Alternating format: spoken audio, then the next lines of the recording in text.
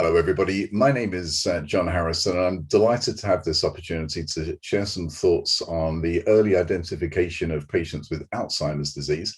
My thanks to the organisers. This is a wonderful opportunity, and I'm delighted to be part of your Congress. So I'll be talking about Alzheimer's screening, primarily cognition. Cognition is my background as a psychologist, but I will allude and discuss lots of other elements of our understanding of the presentation of patients in the very earliest phases of this disorder. So hence the title, Assessing Cognition in Early Alzheimer's Disease. And this is my plan for the presentation. It'll run to approximately 30 minutes. And to begin with, it's a consideration of mild cognitive impairment and the detection of early Alzheimer's disease. I'll say a very little bit about cognition, just to give everybody a flavor of my personal approach to these issues.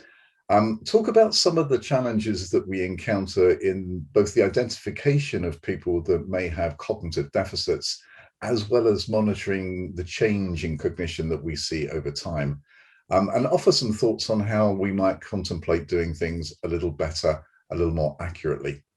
And then I'll conclude with some general final comments. Okay, and just to be completely candid, these are my disclosures. So I've had a number of consulting roles. Mostly these are sponsors developing treatments for Alzheimer's disease, but we've also received funding through various positions, including my visiting professorship at King's College in London and my associate professorship at the Alzheimer's Centre in Amsterdam. These are all online if people do need to take a longer look. Okay, let's begin jumping straight into the issues with mild cognitive impairment and its diagnostic issues. So we have a set of criteria which we've worked with as best we can. They do represent some challenges, and what I'll do is I'll describe those criteria and then move to some consideration of how we might think about these issues and what the limitations on our current understanding might be. So we recognize that there's been a change in cognition by patients and a caregiver. And our experience actually is the caregivers tend to be pretty accurate. Most people close to us, it turns out, are fairly good at detecting whether there has been a change in our levels of cognition. Sometimes it will be related to memory, so difficulties remembering appointments, but other areas of cognition too. And I'll be talking about the breadth of cognitive deficits in the process of this presentation.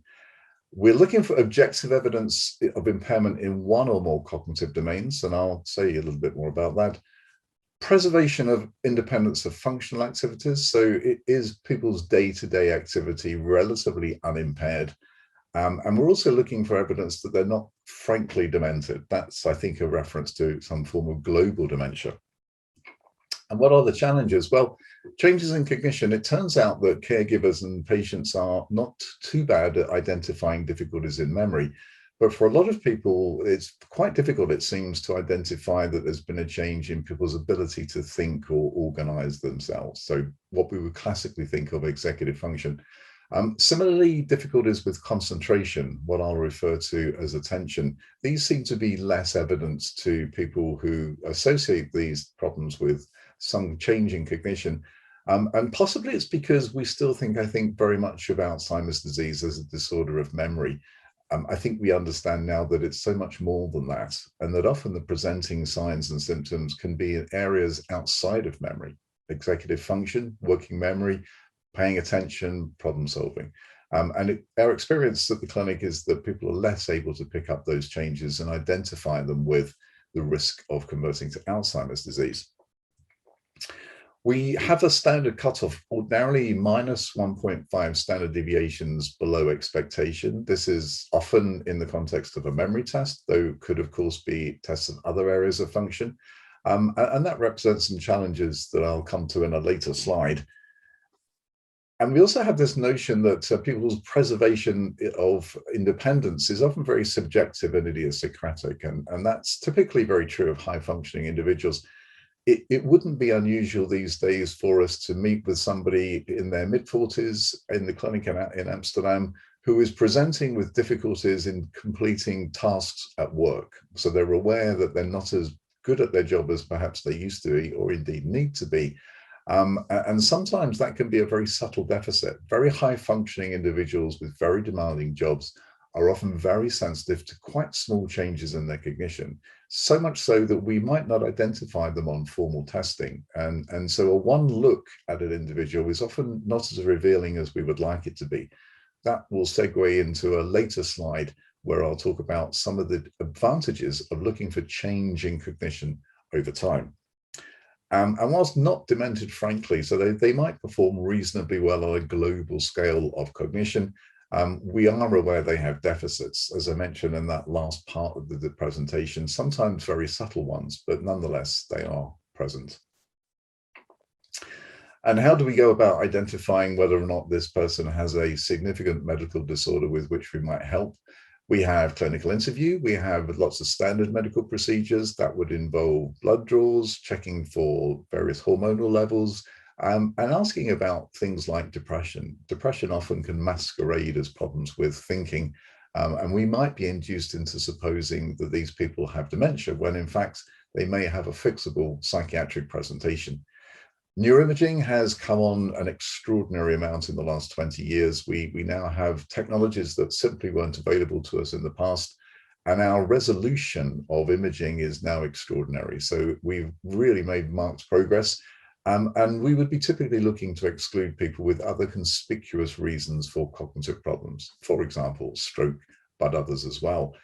And cognitive assessment, I'm going to be talking now exclusively about cognition. As a psychologist, I think I'm ill qualified to talk about other technologies, but cognition is very familiar to me and I think has a very key role to play in identifying patients with problems as well as monitoring them across time. And that's really now the focus of this presentation. So let's just take a moment to think about cognition. What do we mean by cognition? I think we have a fairly clear general view. There's some differences of opinion at the margins, but for me, this is really a quick gestalt of what I mean by cognition. These are, for me, the key domains of interest, particularly with respect to patients with mild cognitive impairment and Alzheimer's disease. So episodic memory, your ability to remember a new event. This is hopefully an enjoyable new event in your life, so you'll hopefully reflect fondly on this presentation, and that will be an episode in your life, so episodic memory. However, if I read you a list of 12 words and asked you to remember as many as you could, that would be potentially less interesting, but that would still qualify as an episodic memory event. Working memory, essentially that part of your cognition where you solve problems. So if I asked you to subtract 7 from 100 and keep going, as I would in the mini mental states exam, that would be a very good example of a working memory test. Attention, so your ability to concentrate, to pay attention. I think pay attention is a very telling expression. It makes it feel effortful, and I think often that can be the case, but essentially concentration. Executive functions, I'm afraid in most of the clinical trial work in Alzheimer's disease with which I've been associated, and I think more generally, a very neglected area of cognitive assessment, and I think that's to be regretted. I think difficulties with executive function can be very telling and have a very dramatic impact on the abilities of people to function on an everyday level. So executive function, planning, organizing, developing a strategy, thinking outside the box, a number of terms that come under this umbrella idea of executive functions. And language, essentially the output, I think, of a number of systems, but difficulties making yourself understood, difficulties maybe understanding what are being said to others. These are often characteristic of the patients that we would see in clinic. And finally, praxis, so your ability to manipulate the external world in service of a problem-solving exercise. So typically, we would ask you ideational praxis issues, maybe a manipulation of an object to ask you to salute, some of those nice Luria hand sequences that you might use, but it could be constructional praxis, so your ability to copy a figure. Clocks very commonly are employed, but equally more complex figures. This gives a flavor of your ability to represent something that's being shown to you externally and then replicate that by copying it. So praxis, whole host of things, but essentially those two things. There are other significant areas of cognition, but I'm going to focus very much on those 6 areas. And I think an obvious consequence of our recognition that you can have very specific cognitive difficulties is that's reflected in the various subtypes of mild cognitive impairment. So I think we're very used to the idea of amnestic MCI, people presenting with difficulties with remembering things, appointments, losing their keys around the house, a variety of things. But I think we've also reflected on the fact that there's a variety of presentations, and we can now see people who, in addition to difficulties with their memory, may well have difficulties paying attention, difficulties organizing things, difficulties manipulating their environment successfully. So what we would characterize as a multiple presentation. And there can be single domains of cognition that seem to be specifically impaired, possibly not memory, maybe executive function, possibly attention. We're now, I think, very used to the idea that people can present very variably. Oftentimes it will be people that have difficulties with memory, but sometimes the presenting cognitive difficulty could well be executive function, praxis, language, and a variety of other areas of function. Sometimes they'll be predominantly verbal. And I presume that the verbal and visual examples of MCI are a function of where the pathology is starting to build up in the brain. So we would expect, I think, medial temporal lobe damage to come with some difficulties with memory. If we had prefrontal lobe damage, that may well impact your executive functional abilities. And if your damage is more posterior, visual cortices, that presumably accounts for visual difficulties.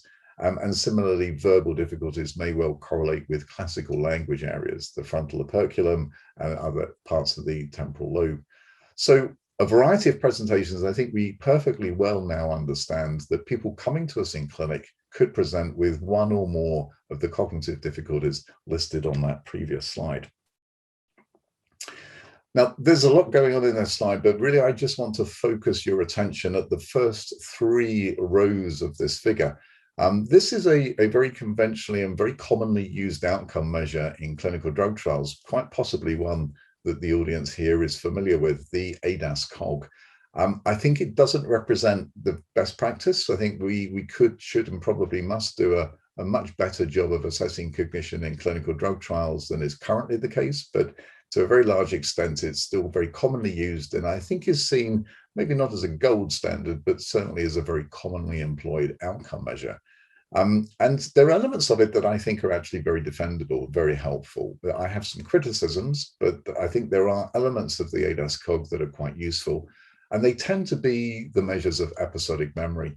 So if I direct your attention to the very top of this figure, and we look at wordless delayed recall, what you can see is performance on a 10-word recall list. And you can see that the performance of the healthy age-matched controls is not perfect. So they are making some errors. They're not performing perfectly.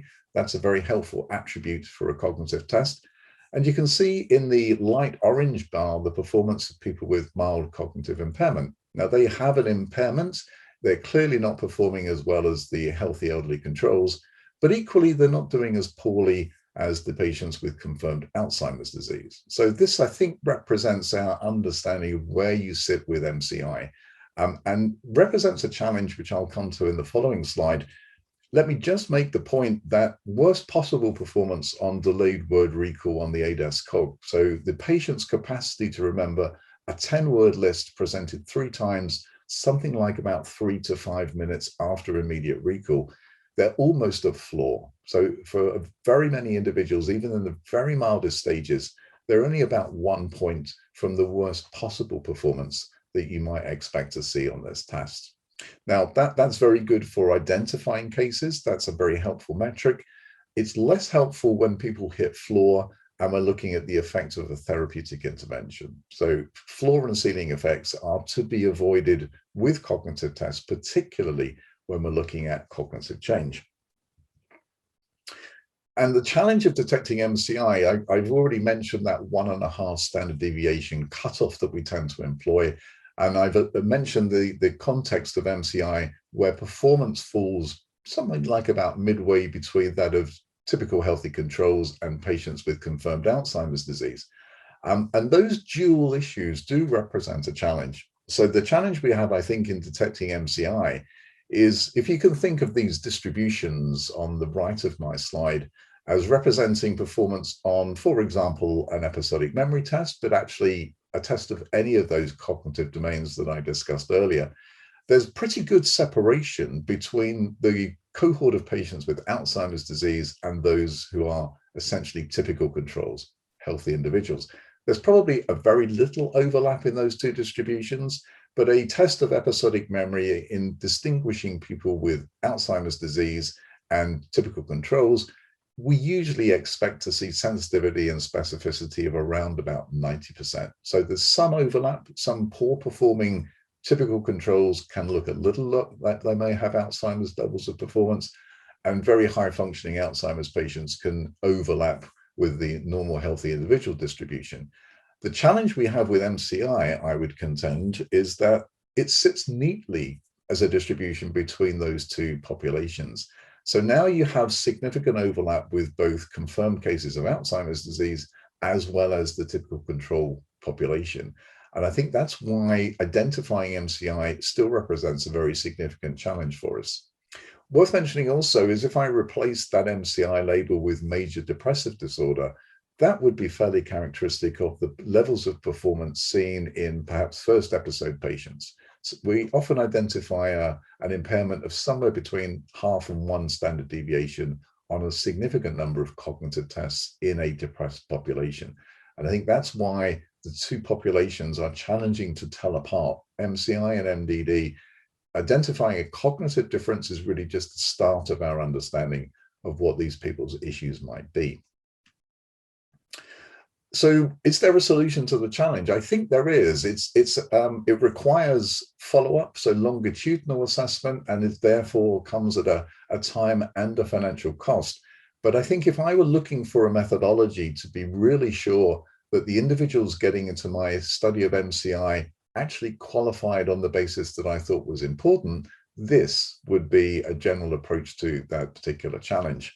So let's think about some hypothetical examples. So this is my 1.5 standard deviations below the mean cutoff. And let's assume that the test of interest here is an episodic memory test.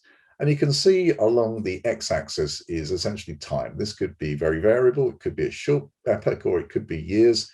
And up the y-axis are levels of impairment. Let's begin with this individual who's out walking and exercising, and he starts at a very high baseline level of performance. So this is a fairly able individual, typically at 2.5 standard deviations above the mean before the onset of any disease. But he changes very dramatically. He drops by close on 3 standard deviations in potentially a very short period of time, but he doesn't cross our magical threshold for identifying him as a case of MCI. So he's clearly the kind of person we would wish to see. However, he doesn't qualify because he doesn't meet the threshold. Now, a parallel course of decline is seen in this gentleman with his cocktail. Now, he starts from a less high baseline, so his baseline level of performance is less prodigious than our first individual. He changes at the very same rate, but he does get to a point when we see him where he has crossed our -1.5 standard deviation threshold. So that in particular individual would qualify, but I would argue it's the first case is just as interesting to us as the second case. It's just, as I mentioned, he doesn't meet our criterion. And then there are other individuals whose level of performance has always been at less than 1.5 standard deviations, and they would qualify even though there is no change in their cognition. They're simply performing at the levels of performance that one would normally have expected them to, given their baseline level of performance. So is there a solution to the challenge? I think there is, and I think what it requires is progressive evidence of systematic decline in areas of cognition of interest. And I think there are elegant and sophisticated ways we can do this. I think using a confidence interval around your initial performance, and then on subsequent visits, looking to see if you're now performing at a level that is outside of the confidence interval that we calculated for you at your first visit. You could see that this individual now has changed significantly. There's good evidence that even at this first follow-up visit, they have a level of impairment that means there's been a significant decline from our baseline, and subsequently that will continue, we would expect to be the case. Now, worth mentioning that cognition testing can be particularly useful in this context, but it does require highly reliable measures, and I'll be talking about what that looks like very shortly. So I think there is a solution. In the context of cognitive assessment, in contrast, I think, to the extraordinary strides forward we've made with biomarker assays, with neuroimaging, which have been, as I mentioned earlier, prodigious. We really have very substantially pushed on our understanding of how these individuals present using those technologies. But somewhat curiously, I think to me, and I know others, is that our approach cognitively looks rather medieval by contrast with that very cutting edge, innovative approach we've used it with other technologies. So somewhat curiously, we're still very wed to the mini mental states exam. This is nearly a 50-year-old test, and our understanding of cognition and Alzheimer's disease has markedly changed in that 50-year period. So I have to concede, I find it slightly odd that the MMSE is still very much a go-to test for identifying instances of individuals that we think may be presenting with early Alzheimer's disease.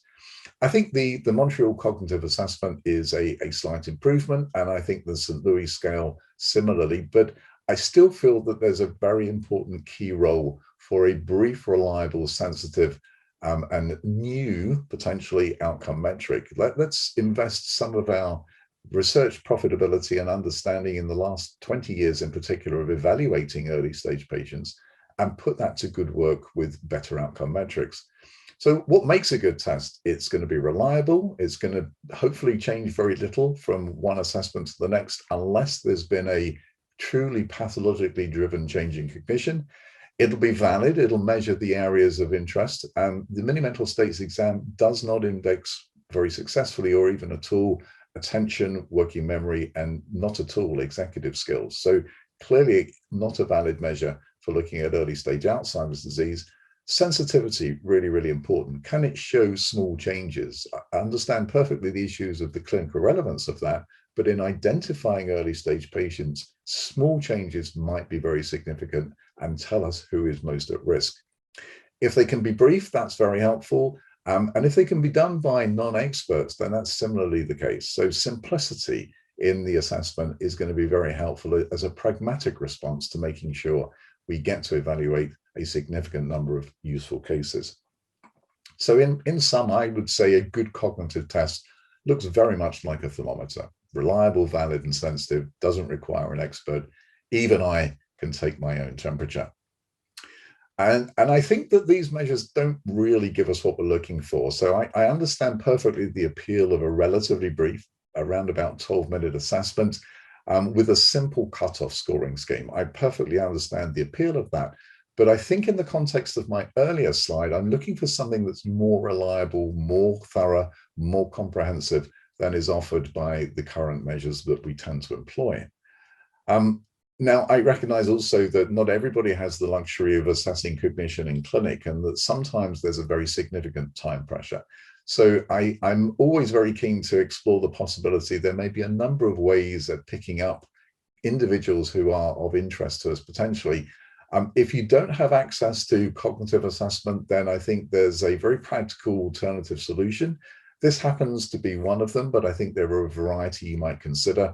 This is the Perceived Deficits Questionnaire, the 5-item version, and it's, I think, a useful vehicle for a conversation with a patient or caregiver about the levels of cognition seen in the individual of interest.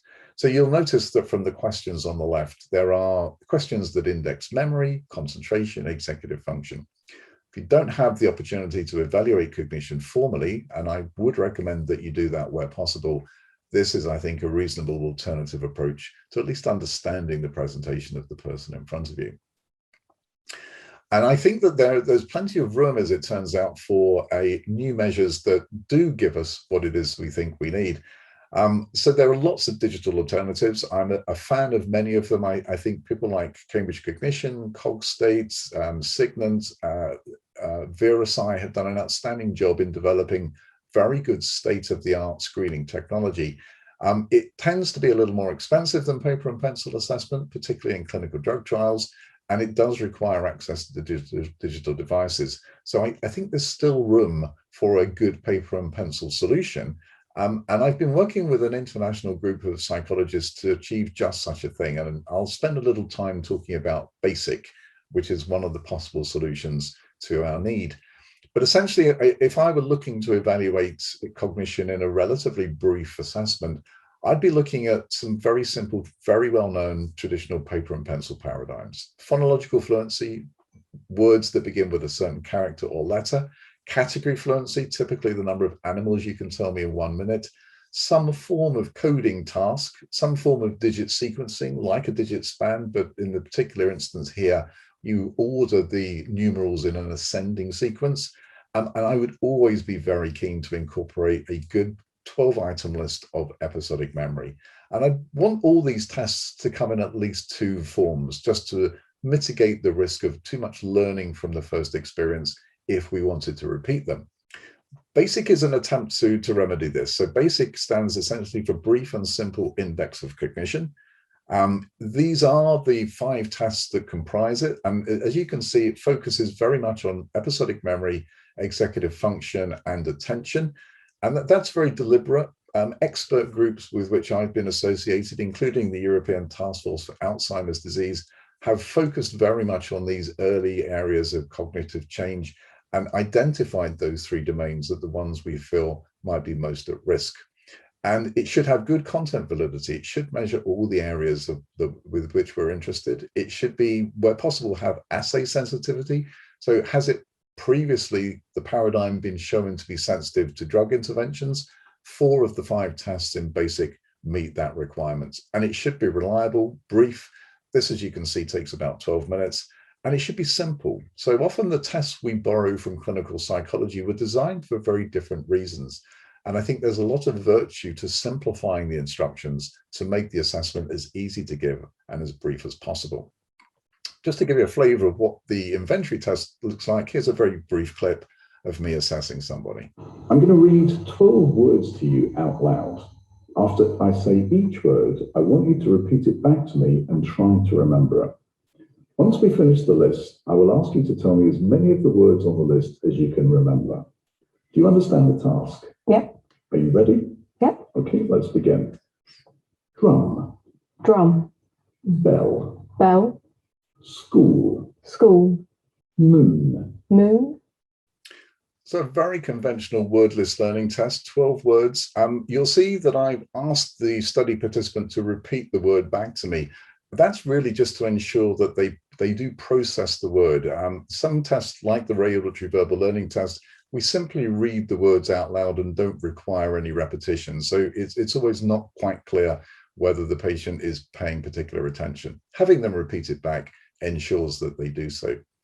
This is the kind of test I think would be particularly useful. As you can see, instructions for the test are very, very brief, and we deliver 2 trials just to capture a reasonably wide range of possible performance. This is subject to validation, so here's some early data. It's essentially showing no floor and ceiling effects in a typical control group, with a relatively good relationship between mean and standard deviation. So there's not very noisy data. And as you can see, there's a relatively small spread of performance.